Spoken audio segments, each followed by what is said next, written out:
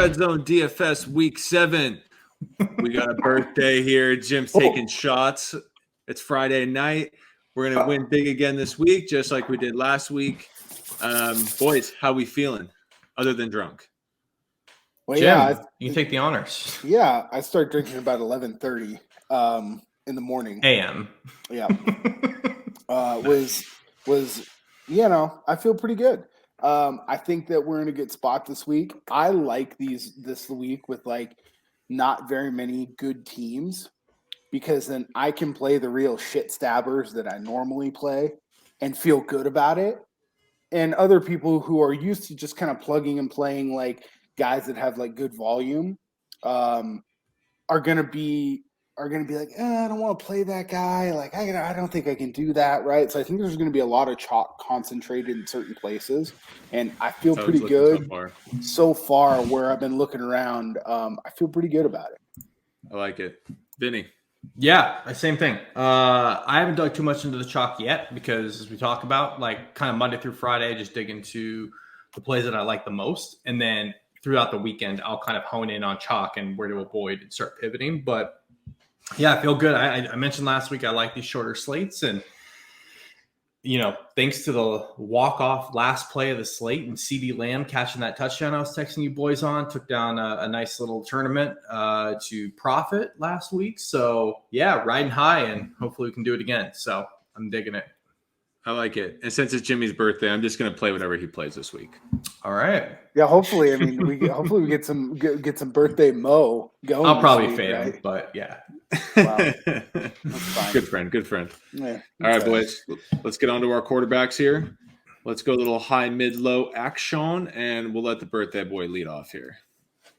So going up top, it's pretty easy for me this week.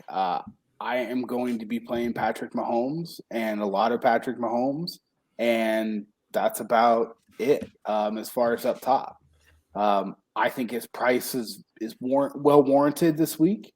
I don't know why you need to go kind of searching around for somebody else. They have a lot to prove.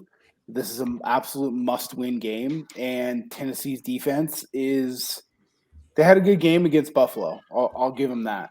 But they're bad. I mean, they're really, really bad. And Buffalo doesn't have quite as explosive playmakers as Kansas City does. So Mahomes is going to be my guy. I'm not going to overcomplicate it this week. I'm not going to try and get cute. He's my guy. Yeah, not to mention, Tennessee's DBs are just decimated. They're so bad. They're bad, but then they keep getting injured. So it's they're just diving into the free agent pool just to get guys active to play. It's they're just looking for warm bodies. They're going back to the guys who played for them in preseason, went to bagging groceries and loading lumber at Lowe's, and now they're back on the practice squad, and now they're back starting a real NFL game versus probably the best quarterback going right now. Mahomes is kind of one of those guys that's just a sleeping giant. I know Kyler's been having a great year. Brady's been killing it again, but he's just that guy that could just absolutely explode again. Yeah. Yep, I like that. Vinny? Yeah, I think up top, obviously love Mahomes this week. My one pivot off of him is I'm going to be going to a low-owned, Jim just said his name, Mr. Tom Brady. I don't get why he's not.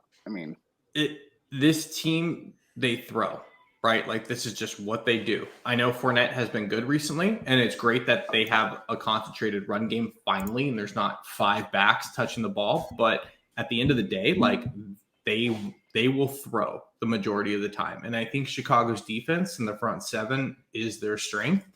I think Brady at this point in his career has shown he's seen everything. He's played versus the best. There's no reason to fade Tom Brady ever, no matter who he's playing. No, they're going to adjust, their offense, because the Bears do have a really, they have the highest sack conversion rate. They have the most sacks this year. They can get to the quarterback, but that doesn't matter. Brady's going to, do his quick passes, and when we get on the Yeah. receivers, we'll get onto that because there's it's a perfect storm over there for DFS for us. And he's the 100%. definition of like their offense is like their passing game is like an extension of their running game, right? Yeah. Like they're not just exactly. sitting there just airing it out 60-yard bombs like Josh Allen. Like he's gonna throw 7-yard passes, 8-yard passes, move the chains, and he'll just grind it out. And I'm more than happy to play him. And honestly, like my biggest concern always with Tampa is there's so many weapons. Like who do I pick to stack with? And we'll get to it. But with Antonio Brown out, like it makes it a little bit easier this week. So they've made our job easy. Yeah, for sure. So that's where I'm going up top outside of Mahomes. All right. I'm going to go with the Matt Stafford revenge game. Gets to go against Detroit. Matt Stafford, is going to put up his numbers, and it is Detroit. They are getting worse. So bad, dude. They're really bad. We don't have to go into every week of how bad the Detroit is, but not only is it Matt Stafford, not only is it the Rams, but he gets to go against Detroit, his former team. Even I wish this was in Detroit because I think Stafford would throw like 8 touchdowns and get a standing ovation. Yes, but I still think he's going to have a great cheering game. for him. Yeah, I still think he's going to have a great game. He's going to take it to Detroit. That one's a layup at 7,100. His point potential is just as high as Mahomes or Kyler up there for 1,500 more. So for sure. So Stafford, if I'm going to go up at all this week, it's going to be Stafford at 7,100. I know these guys above him, Lamar and Brady and Mahomes, Murray, they're going to get theirs. I'm just doing some point shaving here. So Stafford's my guy. Yeah, and you just touched on it real quick. Like I do have interest in Lamar. I know he had a down week last week. We had guys from 4 years ago just roundabout getting touchdowns with Le'Veon Bell and Devontae Freeman's show. But, I think Cincinnati will push him a little bit this week. And Lamar, to me, is just always in play. Like with his running ability and everything, I have him. I just don't understand his price. Like, why is he so cheap? That's my thing. Like, this is a guy that very well could hit 100 yards on the ground and 250 passing with 3 or 4 collective touchdowns. I think Cincinnati's going to push him. So, and Cincinnati does not have a great defense. I mean, they're okay, right? They've been playing some good football this year. Yeah, they play hard, they play fast, but they're not one of the top defenses. And let's be honest, like Lamar and Baltimore, like they don't have a great running game. They just happen to 3 or 4 guys punching random touchdowns when they got in the goal line, right? So that's not a sustainable type thing. So I'll go right back to Lamar, no doubt up top. So I just want to throw his name out there. I'm starting to learn that, I'm still stuck in 1998 where I feel like a defender's actually going to make a tackle on Lamar Jackson. But, you're not stuck on that. They can't tackle anymore in general, especially with a guy that only has to move half a step to the left. And it's not that you're stuck on the football player and watching football games analytically and everything versus a fantasy perspective. Yeah. No. Fantasy what perspective, I'm saying Lamar is a great when player. defenders actually start tackling Lamar, which is not going to happen in the near future, then Lamar's a huge play in DFS, and he's going to win a lot of ball games. He makes everyone miss because no one can fucking tackle. And I got to start turning on to Lamar more because he's just very well suited for the game today, right? Like he can go get you 5-6 yards on every single play. He could also bust a huge run, and he has enough. He's not Josh Allen. He's not Mahomes. He's not Brady, but he can do enough throwing down the field to keep you honest, you know, and he's just great at that. So I think that's enough up top, but I just had to throw that out there with him. So, okay. Yeah. Let's go down into the below 7K range. Jim, keep it going. Yeah. I'm going to go to Joey's guy in Derek Carr. It's a good pick. That's my number 1 guy this week. He's stepped up. He's always been a good leader, right? But he's stepped up in a way that I think that he's gotten a lot of criticism over the years for not doing. With this whole Gruden thing, it's always been like, well, the coach has to lead the team. Like Derek can't be a real leader, blah, blah, blah, blah, blah. Well, they have some fucking random no-name special teams coach that probably is super outrageous, and everyone probably really likes him, right? But to rally the team, go on the road, win a division game, now they come back home and get a Philadelphia team that's just garbage. I mean, they're just bad, right? They're using – I mean, maybe this was a Gruden thing, right? maybe as soon as Gruden left, they just said, "Hey, let's just start chucking the shit out of the ball to Henry Ruggs." So check this out. And then look what happens. Look at their offensive coordinator. It's Greg Olson right now. Mm-hmm. He was Derek Carr's first offensive coordinator when he was in the league, and that's when everyone's like, holy shit, Derek Carr's got some promise. Yep. Where did Olson go after that? He went with Blake Bortles with the Jaguars. Just chuck it. Just hucking and chucking it all game long. He likes to throw it downfield. Totally. Gruden was all about the old school 1993 49ers West Coast offense and trying to dink and dunk all over the place.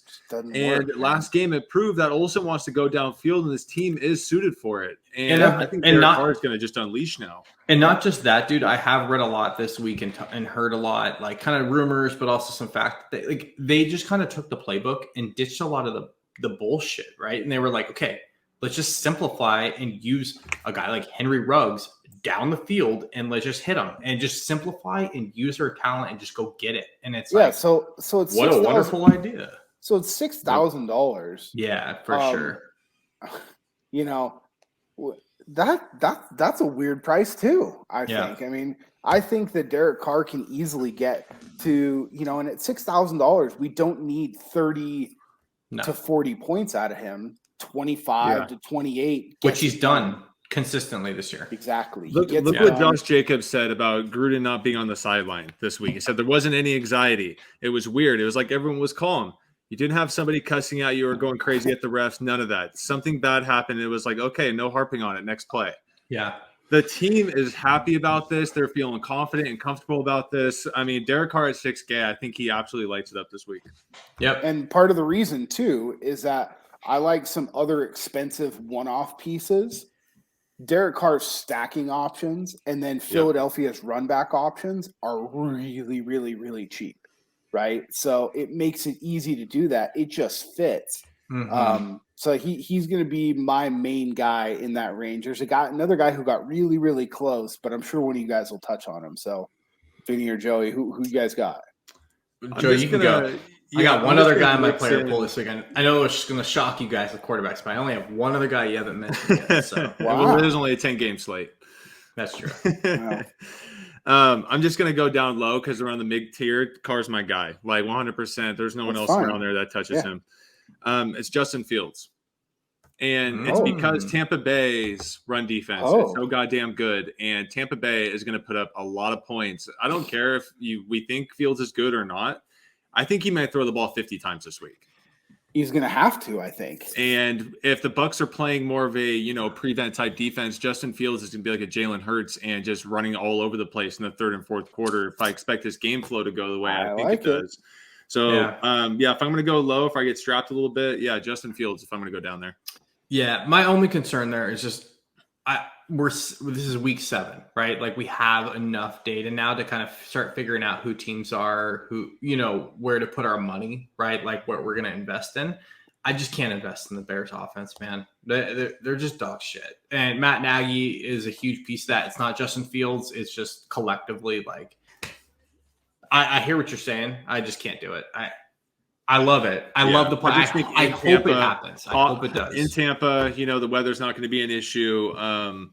There's just a lot of things pointing in the right direction. Yeah, I'm not going to be loading up on Fields, but I'm definitely going to have a lineup going with him and Mooney. Yeah. For sure. I actually think, just to piggyback off that, I like the play a lot, but I think it's an Allen Robinson 11 catch, 135 yards and a touchdown game this week. All right. Yeah. I mean, Buccaneers secondary is probably one of the worst leagues outside of Kansas City. Yeah, it's a massive pass funnel. With Sherman out this week too, who they just signed. Like they have no one. I mean, that was a joke. But anyway, I like the Fields call if we're going down low. He hasn't, if you look at it, he actually hasn't been running a whole lot himself. I think that changes a little bit this week, and I think we get 40 to 60 yards on the ground because, again, he gets out on the edge, right? He can run a little bit, and with DraftKings, I mean, all it takes is 40 points or 40 yards, and that's an extra touch, worth an extra passing touchdown. Well, think about if he goes 40 yards on the ground and he does get a rushing touchdown, right there is 10. Exactly. And then it's just build off of that, right? Yep. So I understand the play 100%. Yeah, so Vinny, who's the other guy in your player pool? Yeah, the only other guy that I am going to be playing, and I do love Derek Carr, but I love Jalen Hurts. It's just undeniable at this point. I don't think he is a long-term good quarterback in the NFL. I actually think he is. But we talked about with Lamar Jackson. He is a hell of a fantasy quarterback. Yeah. And it's just we're 6 weeks in. He's the only guy consistently in the top 10, 12 every single week. The challenge is who to really stack with, but I feel pretty good at this week about that. And I think I'm going to play more Hurts with more like a full game stack there, right? There's only one player that you should play with Hurts, and that's we'll get to it. With what? But the one thing you need to be cautioned about that pick is the Raiders defense is very sneakily playing really well this year. It doesn't matter. They have the highest pressure rate in the NFL so far through 7 weeks. I mean, it's incredible to believe. I know, but Joe, it doesn't matter in the sense that he's just a one-man wrecking ball. In the sense that they may lose. They're probably going to lose. I'm betting the Raiders big this week to win. Honestly, yeah. But that's a good thing for Jalen Hurts. He's going to be running and gunning. He's going to be throwing.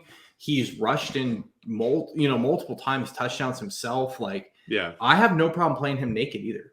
I do have a few guys that I'm going to be stacking with Goddard and Devonta and even Quez and things like that. But overall, he's just a good fantasy quarterback. It's the Lamar effect, right? Let's stop overthinking this and play a guy as a dual threat guy and just take the points. And move on. If he was 6K, I would be riding with you all the way, Vin. I just don't like that he's up at 6,900. I just don't think he's good enough. But I look at it. He's been in DFS. I just know he's good enough. But this is a team that has zero interest in running the football. That's very clear. So it's again, same with Lamar. I'll take the guy as a dual threat guy with no running game. Raiders defensive backs are kind of jacked up. And I think the game shoots out. I think the Raiders, beat them. But it's this is a play where it's 6,900 is probably too cheap for them. I know they're horrible, but it's fantasy wise, come on. So that's the only other guy that I have in my pool. Okay, nice. Let's move on to running backs here. Let's do it. Elephant in the room. Let's just hit it. I'm going to lead us off. It's Derrick Henry. No way. He's 13% owned right now. What in the hell? He's going against the Chiefs, the worst defense in the NFL, especially their run defense.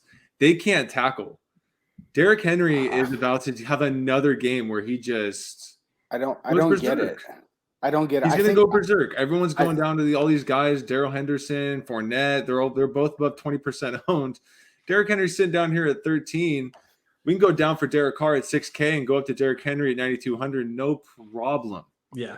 Yeah, I think the thing is, Joe, is a lot of people get oh, well, he can't do that back-to-back weeks. Well, he's one of the guys that they don't give a flying. He's shattered everything. Every of those little weird records that you don't even know about, he's shattered them. He's doing everything that a running back's not supposed to do. Dude, he's an outlier, and you can't predict him. He has more yards after contact than any other back in the league. It's rushing total. He is an absolute freak, and the closest thing we'll see, in our generation, to what I would have thought we saw with an Earl Campbell or things like that back in the day.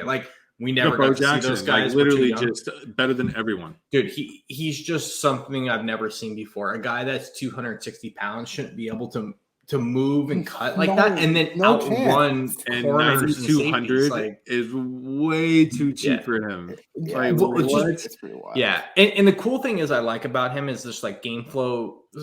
It doesn't matter. They'll be down 2 touchdowns, and it's we're going to go to Henry. No, the Titans know the best way to score is to give the ball to Derrick Henry. Yep. They know they're going to get down the field the fastest, still running the football. If he's only 15% owned, I will be extremely overweight on this. And the Titans literally have to pass or do their entire passing game based off of play action because their offensive line is so bad. Yeah. So no matter what, Derrick Henry's going to get fed the ball, or else they can't throw the ball anyways. So Derrick Henry is an easy layup. I mean, he's going to go in 80% of my lineups this week, no doubt. Well, yeah. So he's in the optimal lineup 20% of the time, and he's only projected to be owned about somewhere between 11 to 13% of what I'm looking at. Ridiculous. It doesn't even matter. They could be 4 touchdowns. they're still going to run Derrick Henry. He's getting catches. Like this is one where we're like, okay, like why would I rather like I'll just find the salary somewhere rather than play a 25% Darrell Henderson or a 23% Darrell Williams and just play Derrick Henry. Yep. Every day of the week. So at least there's we're on enough the same page there. There's enough value out there that you can easily do it this week. It's not a problem. No doubt. All right. Well, below the king himself, Jim, who are you looking at? Where are we going? I actually think that Aaron Jones is the guy that if you're, he's in that mid range, so he's going to get sandwiched, right? Yeah. So people are either going to go, but apparently not a lot of people are either going to go all the way up and play Henry, or they're going to play Henderson for 6,600 and say, oh well, I can use that, $900 and get something somewhere else. When like I'll find the $900 somewhere and go get Aaron Jones over Darrell Henderson. And Aaron Jones is less owned than Derrick Henry. I know it's people wild. Are trying to go into the bargain bin this week for running backs. Bad idea. I mean, it's something we've talked about all year. Just especially at running back, this holds true. Just play guys who are good, unless it's some sort of like insane value where you're getting a guy that was like somebody was ruled out last second. Right. And you're getting a $4,600 running back that's going to get all the volume, right? Kind of like if the Browns played on Sunday this week, right? That guy would have been Dearness Johnson. I played him in like all my fantasy leagues. You just knew he was going to get the volume, right? Outside of that, like, what are you doing? Like, well, it just comes down to, again, right, the variance, in the NFL, right? And it's just like we know for like a 3-year sample size what Tennessee is going to do. It's Henry. Can he bust? Yeah. Like he can have a 12-point game. Of course, right? But like he is way less likely to bust for 12 points than like a Devontae Adams. But exactly. Because it's a receiver. Like there's a lot of variance in the receiver position versus running back. So if I'm paying $9,000, that's where I'm going. Yeah, I mean, so like I think it's perfectly fine to pay up at both running back spots this week and go find your value elsewhere. And we talked about the Brady situation. That will make you unique a little bit. I mean, you got guys at the receiver position that are just criminally underpriced, and we'll get there, right? But so Aaron Jones and Derrick Henry, those two guys are going to make up quite a few of my lineups, and I'll just figure it out from there. Yeah. Joe? Yep. Vinnie, is there anyone? Well, you kind of start with Henry, so I'll just go next. I do have some interest in Henderson. I like the passing game more, but it's going to be a chalk thing, right? If he's going to approach, I don't even know what the projection is right now. Like I said, I haven't dug too much into chalk. So, do you guys know what he's at? 19.5 is his. Oh, sorry, 26%. He's the highest owned. Yeah, so in single entry or GPPs, he's probably going to be north of 30%. Okay, so then I will not be playing him. I have no problem playing. Like, if I'm going to drop down from there, I'll play Joe Mixon. I was just going to say that. Yeah. Another bell cow guy. Baltimore. He checks off all the lists, right? Bell cow. I think what happened with the Chargers last week was just an anomaly, right? It was a West Coast team going east. They just ran into a buzzsaw and just got absolutely like their ass handed to them from the start.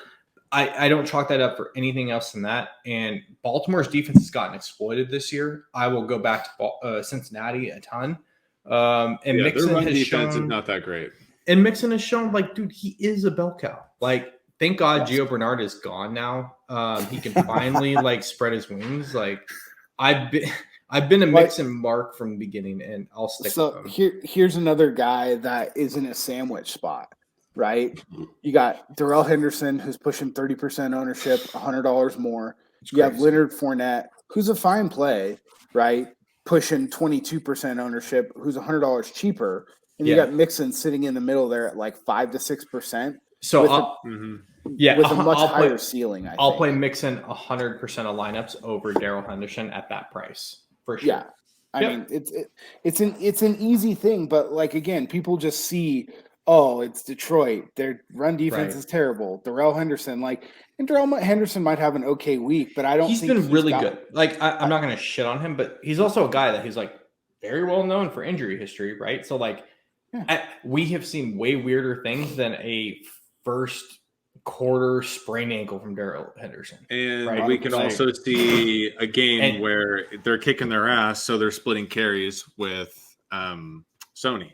Yeah. I mean, these things can happen very easily. There's just too many question marks made for. And the Lions are so bad, right? Like Stafford throws for 2 touchdowns, Sony gets a touchdown, Darrell Henderson is a little banged up, and a defensive third touchdown. string tight end gets a touchdown. Aaron Donald just murders Jared Goff in the second quarter, and it's like, we're up 35 points, like going into the third quarter, like we're sitting exactly. It's like 30% of the field is now wiped out. Like, exactly. Have fun with that. So.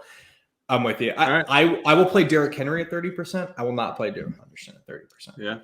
Fine. Touché. So fair enough. Since our pool is a little smaller today, I'm just going to go down to my other guy here. My last guy, it's J.D. McKissick at 5K. Ooh. Yeah, my last guy. But J.D. McKissick at 5K. I love it. Going against the Green Bay Packers. This has nothing to do with Antonio Gibson, playing every week. We ride or die for Antonio Gibson, but it's a game flow thing. Yeah, and 100%. We do, man. I mean, no matter what, these guys got a broken shin bone, and when we're playing, we're rostering the guy. I mean, that's enough said. Puts up points. I mean, what do you want to do? Yeah. But the reality is Washington's defense is not good. Green Bay Packers are going to beat them. This game's going to be like 27-14 or something weird like that. But J.D. McKissick's going to be on the field for the whole second half. He's going to get his catches. He's actually getting carries as well because he's just on the field when they're down. They're not playing Gibson when they're down because he's already fucking hurt. Yep. So unless Washington's going to be in the game, I'm not playing Gibson, and I'll go with McKissick down there at 5K. He's an easy 3X, and that's an easy way to get to Henry up at 9,200, and he's also 3%. No one's on the guy, so I do think there's going to be a time like they're going to have to sit Gibson down. No, you can't play. You can't play 15 weeks on a stress fracture. No, like it's gonna bust. You know what I mean? Like it's not that. I think he can play through it the entire season. But if they're not in it, there's no point. What's right? the point, right? I mean, Ron Rivera. I mean, that organization. They already made it clear last week. As soon as they went down in the game, Gibson was out. McKissick was in the entire game. It had nothing to do with Gibson's injury. Well, I mean, he's twice now gone for almost 20 points. Even with Gibson playing, like you said, because Gibson may not play. If he doesn't play, it's like Jim's point. That becomes the lock play of the week, almost. Like Yeah, so I hope Gibson does play, and the game flow happens how we do, so the ownership doesn't go up. Yeah. But yeah, J.D. McKissick's my other back from going low. Yeah, where you guys at, Jim? I think that this guy's been absolute shit stabber so far this year, but the 25 to 30 point Miles Sanders game is absolutely coming. Oh my god! At 5,100, everyone's projecting it too. That's fine. That 16% owned. The guy has like 10 carries this season. Yeah, and he's played every game. It's a thing where he continues to get touches, right? He continues to get volume. That's fine. What volume? He had like 4 carries last week. Dude, I'm telling you. I'm gonna call bullshit here. The game is coming. Okay. If he goes off, I will tip my cat. He has 57 carries in 6 weeks. He's a guy. that I like to play. He's cheap enough, right? He's in the afternoon game. It's true. He is getting down. I love playing him in my flex. Okay. Because I think he has a much higher ceiling. Because if we're talking about McKissick, I'm all over McKissick too, by the way. Love McKissick this week. But if we're talking about that price range, for $100 more, I've got a guy that I personally think has 10 points higher of a ceiling than McKissick does. Because sooner or later, he's going to have the fucking 3 touchdown game. And if he bites me this week, that's fine. I'm not going to be all in on Miles Sanders. But at $5,100, he's now at least at the price where I can play him, right? He's quote unquote the starter, and he's the only quote unquote starter down here in this range. So it's not for everybody. I get it. The numbers look really good. Love the prices are the same. Miles Sanders 17%, McKissick 3%. I love it too much. You know what I mean? I love that everyone's going to Sanders, so they're not playing McKissick if they want to go down that low. Yeah, but I get what Jim's saying. Like, I can't imagine again. I'm not an ownership guy here. I can't imagine his ownership's high, right? Like, well, it's in the like I have it at 11%. I have it at 16.5. So, but that's Jesus. fine. Like, I don't really factor that sort of ownership into my lineups until we start to get to the 25 to 30% range. Then that's when I start to do it. Yeah. Anything no, under I just don't 20%? wonder. No. That's not turned me off of Sanders. I'm turned off by Sanders in general. I'm just more shocked and surprised that 17% or even 11% is going his way, and I'm happy about it. I'm not even turned off by Miles Sanders. I think he's like a great player. Like, you're right. I love him. I'm turned off by Nick Sirianni, who just realizes like, oh my God, we have a running back. No, trust me. I drafted Miles Sanders in one of my year-long leagues, and he's been on the bench for 4 weeks. So I'm a little tainted. I get it. So I have one more really weird play that he's really priced up, and go ahead if you've got somebody. No. The only other guy that I have in my running back pool, again, I have a little Darrell Williams. I want to see what the ownership comes in at, if he, like things like that. But the only other guy that I think will be like reasonable that I'm interested in is Josh Jacobs. I'm really into this Raiders Eagles game this week. This is gonna be that game that makes or breaks my day on Sunday. It's a guy who's seen 15, 16 touches on the ground. He is playing a little bit more in passing downs. I think with Gruden out of there, we're going to get rid of some of this like bullshit rotation, with multiple guys back there. Like, I think he's a guy who could punch. If he punches Drake only played 11 plays last week. That's what I'm saying, dude. Like, I think he's starting to get back to what they draft him as. And he is a guy that, like, if you just give him the opportunity. My only issue, Vin, that Raiders offensive line cannot run block. It is. Last week, I feel like they were fired up and they were coming off hot, but I hear what you're saying. They cannot run block. But I think the Eagles linebackers are even worse than the Raiders offensive line. And I'm just saying, this guy punches in 2 touchdowns. Like, he's hitting 20 DraftKings. I mean, look what the Browns just did to the Broncos, who the Raiders played last week, right? Like, so the Broncos, they played a couple of cupcakes in the beginning of the year. I think that they're pretty terrible. Yeah. I think that, Jacobs went for 15 points last week. Like, he's not. I'm just saying, like, if you're going to go down, I mean, he's 6,200. I will play him over something like people are going to play like Cordell Patterson or Fournette Vinny, I would much rather play Cordell Patterson than Josh Jacobs this week. Yeah, it's just when you look at anything with the offensive line, Vinny, with the Raiders, I mean, it's such a detriment negative every single week. Yeah, they're grading out as like literally the worst offensive line in the NFL. Like, Derek Carr is willing them forward. You know what I mean? So, like, I don't know how they're actually producing the way they are. With Jim, who's your like rando that you're like Cordell Patterson at 6,300? They priced him up.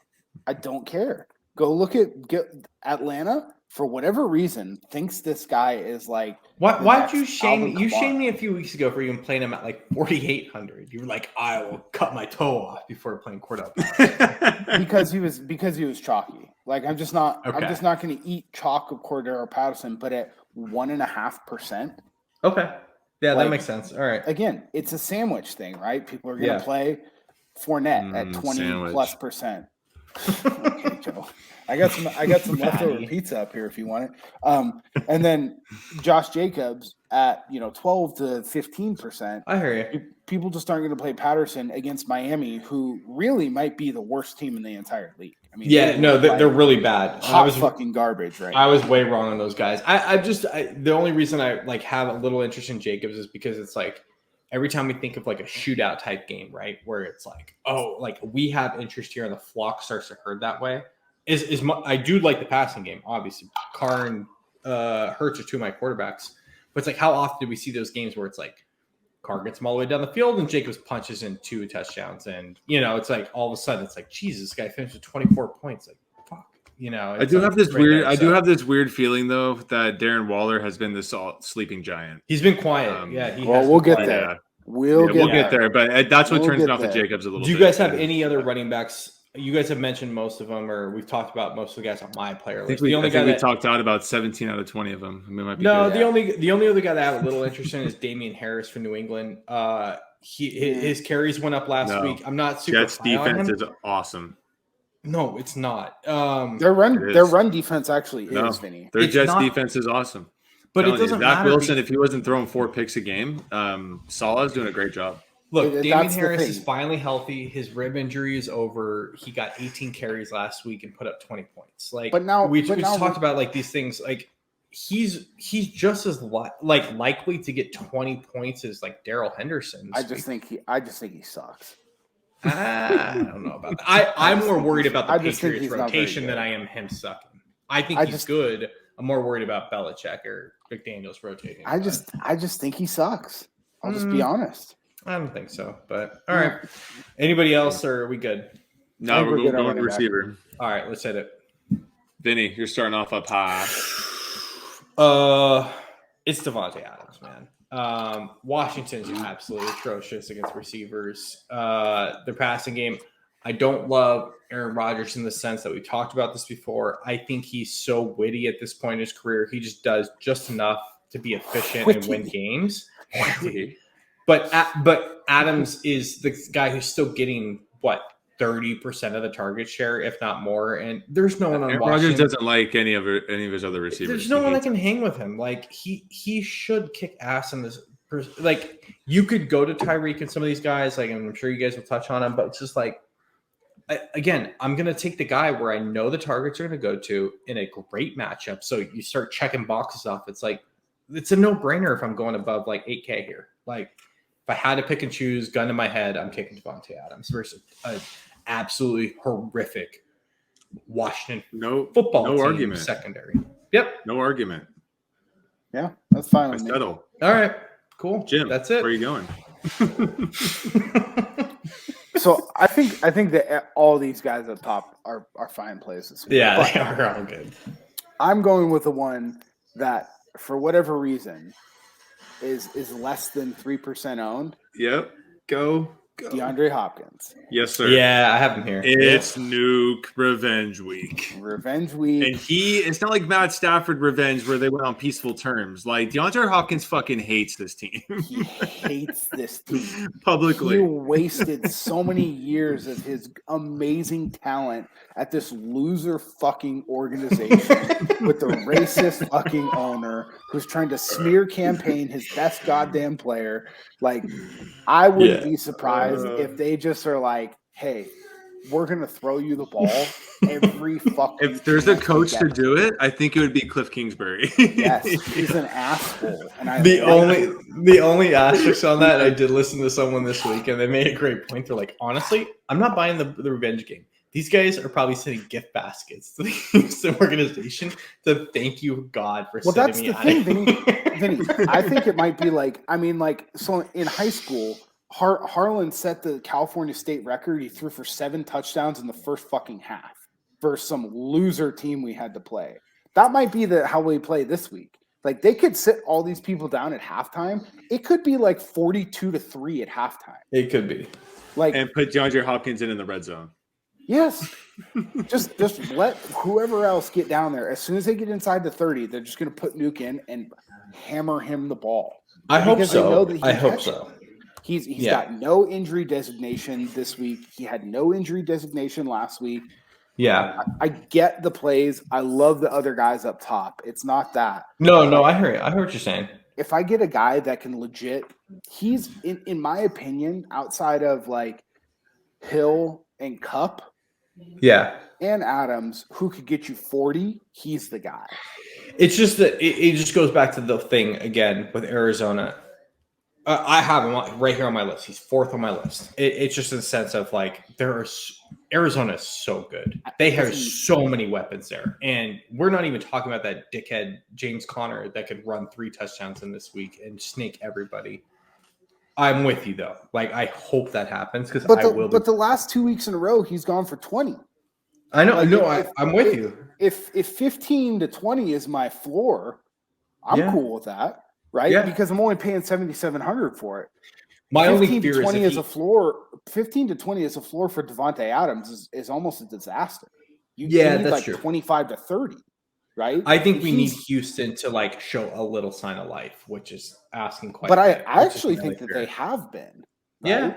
Yeah. I mean, Davis Mills, forever everyone wanted to bag on him. He's a fucking rookie quarterback playing for a fucking horrific team, and he's actually like starting to show some promise. They're just like cutting veterans who are like, "Can I get out of here?" And they're like, "Yeah, that's fine." Yeah, like Whitney Merciless, like, they're just like, "Yeah, go ahead." They were starting Anthony Miller as their starting wide receiver. This is probably the second best receiver on their team. They're just like, fuck it, we don't need you anymore. Like left tackle, gas mask guy. What's his name? Tunsil. Jeremy. He was just like, "Yeah, I have an injury," and he's like, "Yeah, I'm gonna get surgery." And they're like, "Okay." It's like you finally get a play. Yeah, I mean, fuck you guys. Like, what am I doing for this horrible fucking team? Totally. All right, let's move on, boys. Below Nuke. Joe, who do you like? I'm gonna go down. I mean, really, I like that Tampa Bay game, and the receiver that I'm gonna go with, he's a little too low, but that's he shouldn't be. It's Chris Godwin at 5,900. We talked about how this game is gonna be. Yeah, what the fuck? I mean, the Bears pass rush is really legit. The ball's gonna get out quick. What is Godwin's specialty? Quick routes. He beats the corner off the ball. Chicago's corners can't hang with this. Antonio Brown is not there to steal targets, even downfield targets or red zone targets. Chris Godwin's an easy play. I mean, his ownership is up a little bit. I mean, I think I have like 12%. It's not that bad. Yeah. I mean, I'm all over Chris Godwin. The mispricing is egregious. It's got to pick up here with Antonio rolled out, but trust me, he's one of my top plays. So I'm with you. I mean, so I don't care if his ownership goes up. There's a couple players in your lineup that need to have ownership. That's the reality. Sure. You got to beat the chalk, and he's one of my guys that I'm going to beat the chalk with. So Yep. Jim, yeah. Who do you got? Yeah, I mean, finish him. If we're going down in this range, I'm just going to keep playing. There's a guy that I've talked about. He's now hit the $6,000 mark, but it's Brandon Cooks. Yeah. Somebody that you can, we just talked about how fucking terrible this team is, and they keep cutting guys. But Brandon Cooks apparently is just like, hey, you can keep me around. I'll just keep padding my fucking stats. He's having the best season of his career so far, and he's had some pretty fucking good seasons. Yeah. I mean, he's averaging 16.8 points fantasy points a game. On top of that, he has one touchdown this season. Exactly. If he pops one in, his floor is 15 points. Right. 100%. So he's a guy that, like, again, it's the Texans. People don't want to play this guy, right? People would rather play some other things. To me, in that low 6 range, it's him and Jamar Chase are going to be my two guys. But for me, like, if I have to choose, I'll take Cooks. You get a little bit of savings, right? But I mean, Vinny, it sounds like it's a good transition. You can transition right into Jamar and talk about him a little bit because, I mean, it's hard to ignore what this guy's doing, and for whatever reason, people still don't want to play him. Dude, I mean, I think this time next year he's going to be in like the 7, 5, 8 range. He's doing the same thing Justin Jefferson was doing last year. He's incredible. Yes. His separation on routes, the way he moves. I don't even know. The most impressive play he made last week, if you guys saw it, is Mixon broke on a play and Chase. He came out of nowhere, got in front of Mixon, absolutely blasted the corner to do. Like, dude, the guy is just an absolute.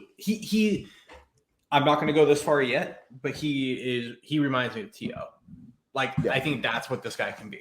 He's that kind of talent. And so when I look at this week's going to be a big week for me with game stacks, right? So when in all my Lamar stacks, it's going to be Lamar. It's going to be Hollywood Brown. It's going to be Chase and possibly an Andrews follow up. But dude, Chase he's just elite and he's Burrow's favorite target in an offense that throws I don't know why you don't play him. I think he's more of a physical specimen than people gave him credit for.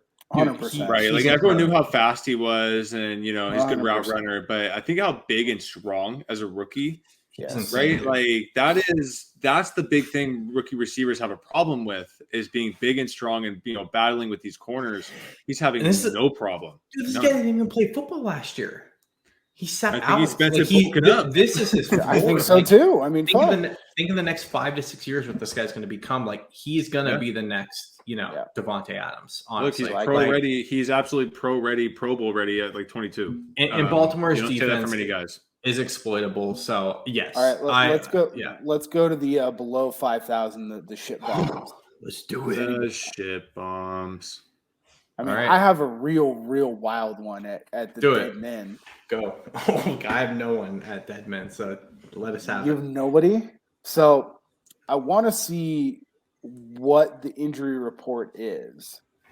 But if Devontae Parker does not play, he was limited at practice on Thursday. Alberto? No, Mac Hollins. He's been the guy. I hate that guy. I don't care. But that's fine. He probably fucking sucks. dances after every play, dude. Oh god. Well, that's fine. Let's sign him up. Let's get him in there at the dead men. Who cares, right? There's a reason he's down there. Fucking loser. Yeah, I mean, there is a reason he's down there. He is a loser, right? I said it was a wild one. It was not. This is not like a quality play, dude. No. But I struggle to play a guy. Who's you're gonna have a lineup that's 200 points. With No. Max Hollins with a 0, and it's going to ruin everything for you. I have a struggle just playing. That is possible, Joey. Jalen Waddle, who's really good in that offense. No, so I'm going to play Waddle as well. Like I love Waddle. They're just like force feeding him the ball. But like if this. Did you see his ADOT is 4? Like, dude, they just throw him like bubble screen every play. Yeah, it's like, who's Miami's offensive coordinator? I need to look this up. Well, they have 2. They have 2. That's right. So they really have none. Yeah, there you go. So they have 2, so they have none. They fucking suck. I actually hope that they trade Tua because I think Tua would be great somewhere else.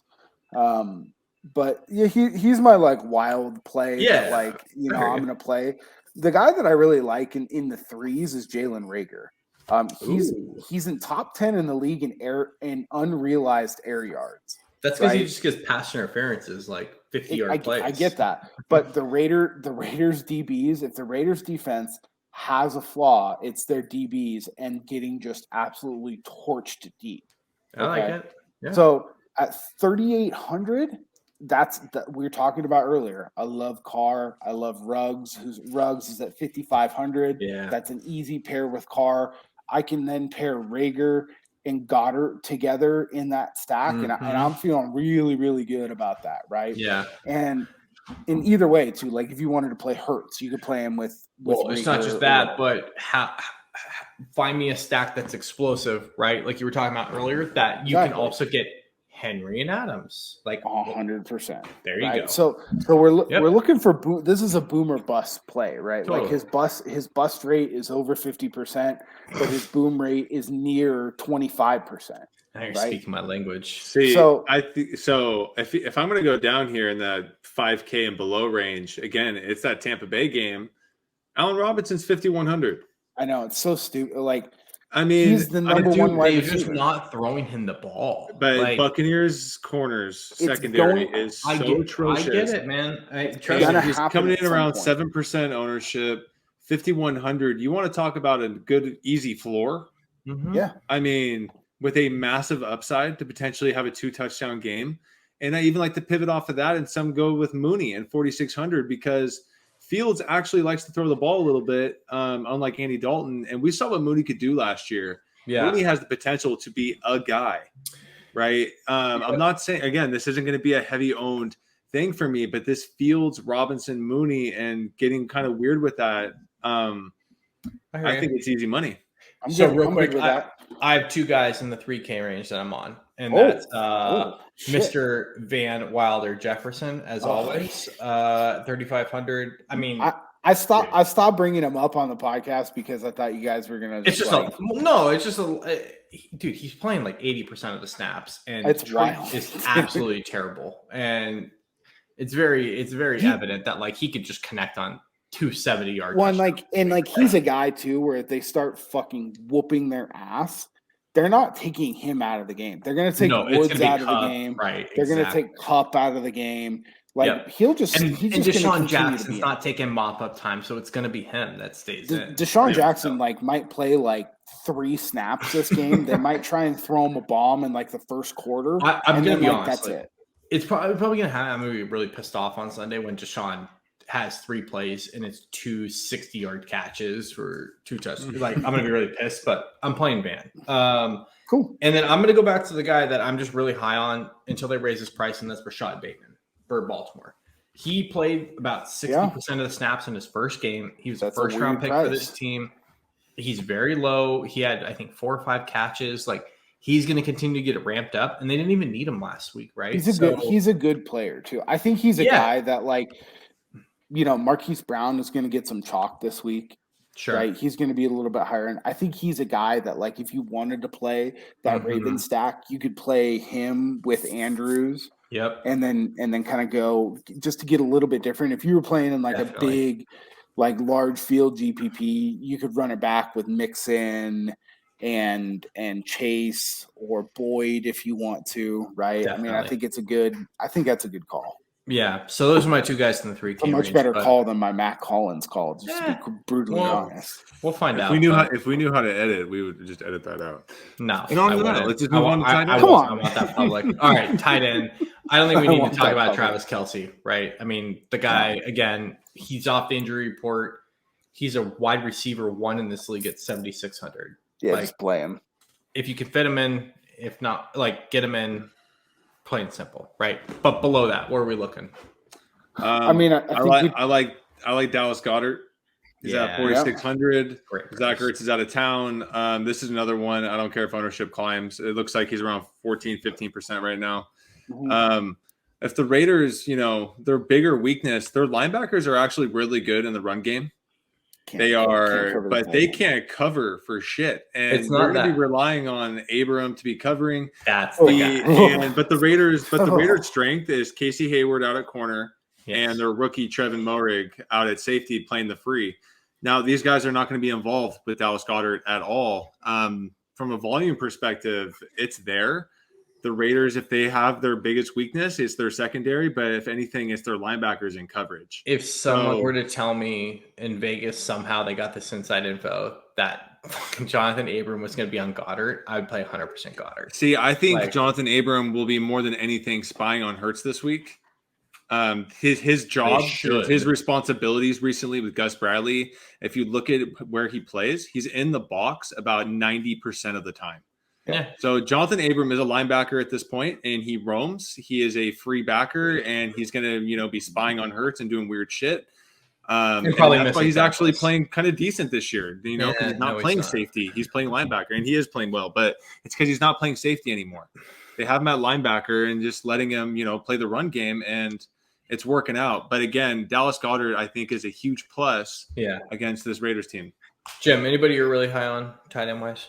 Yeah, I've got 3 tight ends that I'm going to play Kelsey this week. Well, man, if he was only playing this week, I can't wait till he's back on the main slate. I told you guys that he was going to emerge as the tight end, right? And so we'll get that on fucking record too. So we've got 3 guys. I've got Darren Waller up top.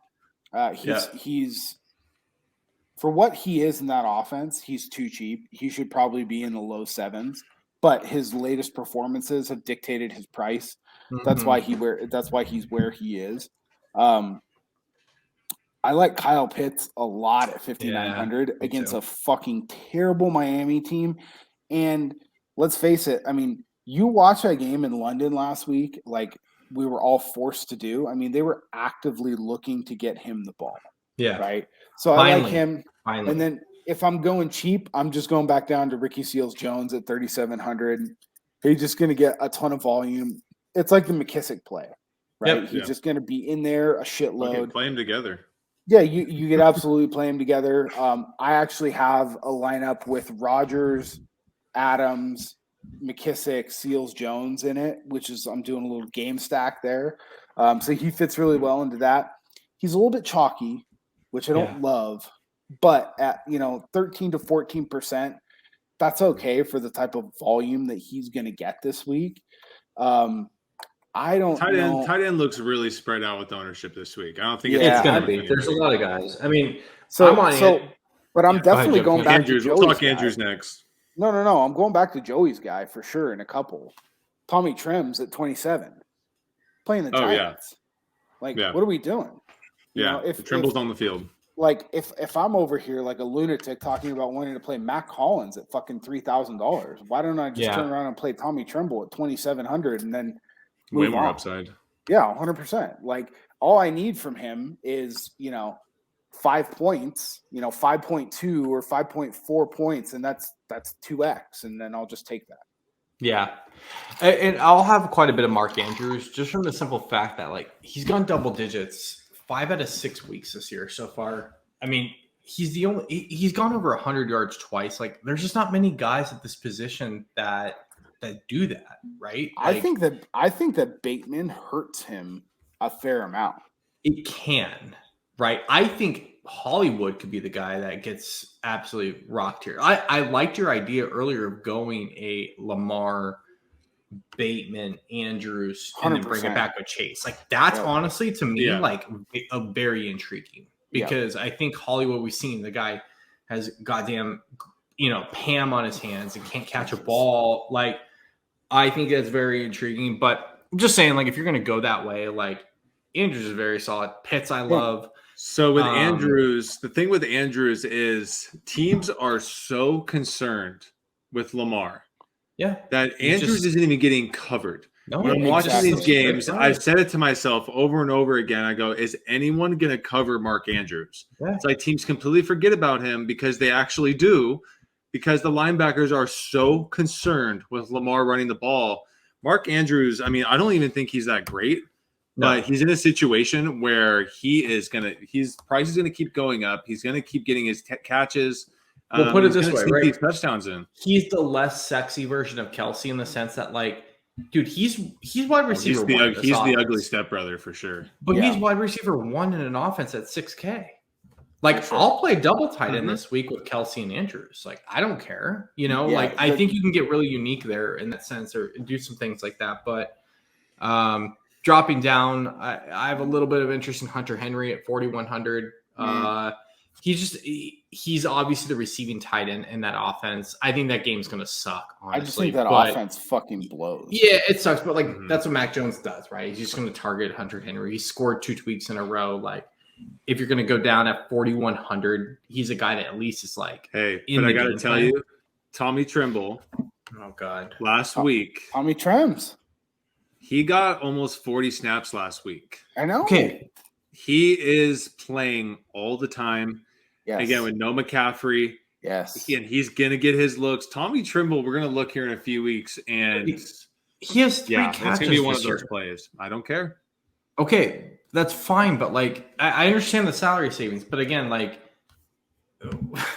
Well, Sam Darnold's going to stop throwing to Robbie Anderson here. That guy, Vinnie, are you ready for a Tremble 16-point week this week? I'm not saying I'm. Are you ready for the Tremble? Tremble? Like at 2,700, it's like okay, like we need something out of the guy, right? To like take down the GPP. Like, well, he caught a 2-point conversion last week. That's fine. Yeah, and a touchdown the week before. Okay, let's move on. That's pretty much it for the I played ends, a defense that got me negative. No. We're going to keep talking about Tommy Trimble, and you're going to fucking like it. I will not. I will not stand for this. I will end the recording right now. You can't do that. Do you have a defense sub 3K? Because it's dirty down there. There's only one defense I'm playing this week. They're going to be the highest owned defense. I don't care. Arizona Cardinals, 3,100. That's it. Okay, so I said sub 3K, so let's follow the rules next time. But okay. No. Nah, fuck your rules. Very cool. Thank you. I will play the New York Giants at 2,500. Whoa. They're playing at home, right? What are we looking for here? It's the whole thing. Sam Darnold will do some crazy shit. He'll throw some weird pick, right? Tuba Hubbard running the ball. He's prone to fumble, right? As much as we just talked about Tommy Tremble, who's a rookie, Robbie Anderson. Yeah, how are you going to play a defense against your guy Tommy Tremble? Well, look, man. Look, he's not going to break the defense. He's not breaking any records or anything like that. Just take your fucking stop putting this into perspective, you fuck. But exactly. But look, we are talking about Sam Darnold here, and no Christian McCaffrey team, and Robbie Anderson, who has stone for fucking hands and is just tipping balls to God knows who. All right. He looks like Bubbles. Right. He looks like Bubbles from The Wire. So anyway. honestly, those are the only two defenses that I'm playing this week. Who? The Giants and who? Cardinals. Okay. Joe already said them though. I need a. I do have another. I do have another defense. Okay. Don't tell me the top. I need a sub 3K. I know you guys are bitter about this because Robert Saleh is the missing piece to the entire Niners franchise. Don't say them. But the New York Jets defense is fucking awesome, by the way. You look at their numbers, the Jets defense is actually really good, and the Patriots offense is the most conservative offense in the NFL. They're not trying to hide it. I think the Jets defense actually does well this week. You just got to hope, Zach Wilson can throw corners. Okay, let's get one thing straight. They're not awesome. They're just the best of the bunch versus a rookie quarterback. No, they're awesome. Okay. I'm gonna remember about losing. I'm gonna try to find it. People are gonna be DMing me like, "Hey, this guy Joey Levine said the Jets defense is awesome," and they're gonna be Jets fans. What sucks even more now is I'm gonna be playing a lot of Jets defense, but I'm gonna have to just take it and bend over, and then on social media, I'm just gonna hammer Joe and be like, "I thought they were awesome, loser." But look, they're playing on the road. Yeah, but why wouldn't you pay up $100 more and play the Giants playing at home? Because my thing is the upside of the Patriots is 24 points. No, it's not. They're not going to even push the ball. But that's not why you want to play defenses. You want to play defenses against situations that you're going to have turnovers. So why not play the Falcons at 2,700 versus Tua, who's got the noodle arm, who can't do anything? I would rather just pay up the extra $400 to go to the now, if the fucking Falcons were 2,200, yeah, I'd be all over it. But at 2,700, no chance. They're playing on the road. With the Giants, you get a home defense. It's 2,500. Yeah, I can't play the fucking Jets this weekend. I'm turned off now that Joey said they're good. I wanted to play them knowing they're bad, but it was a good situation. Hold on, I think I found these stats. You still know that they're bad. They just fucking I know, suck. But now it's in my head. Their run defense is actually okay, but everything else. No, you guys are in denial because you lost Robert Saleh. Well, whatever, dude. I thought Niners defense is fine this year. It's the fucking lunatic head coach who has his head so far up his ass he can't fucking call just a normal fucking play. Okay, he has to motion 35 fucking times. All right, and then run a QB sneak with the goddamn fullback. All right. So Jets have a top 10 yards per carry this season. I said the run defense was good. Here we go. Let's wrap this up with one. They also have a top 10 yards per reception this season. Okay, I don't care. I'm just gonna play them because they're cheap. But what is your boldest prediction of the week? The Jets are gonna put up fucking 20 points on defense. Fuck you. With Tommy Tremble, bitch. All right, that's okay. 20 from the Jets and 0 from Tremble. Okay, so Joey's saying he's getting 36 from Tremble and the Jets combined. Yep. I'll gladly take that to that bet. Jim? My boldest take this week is that Cordero Patterson scores 30+ fantasy points. Dude, I'm going to have to play him. Fuck. Okay. You asked for a bold take. Yeah. There it is. What's your bold take?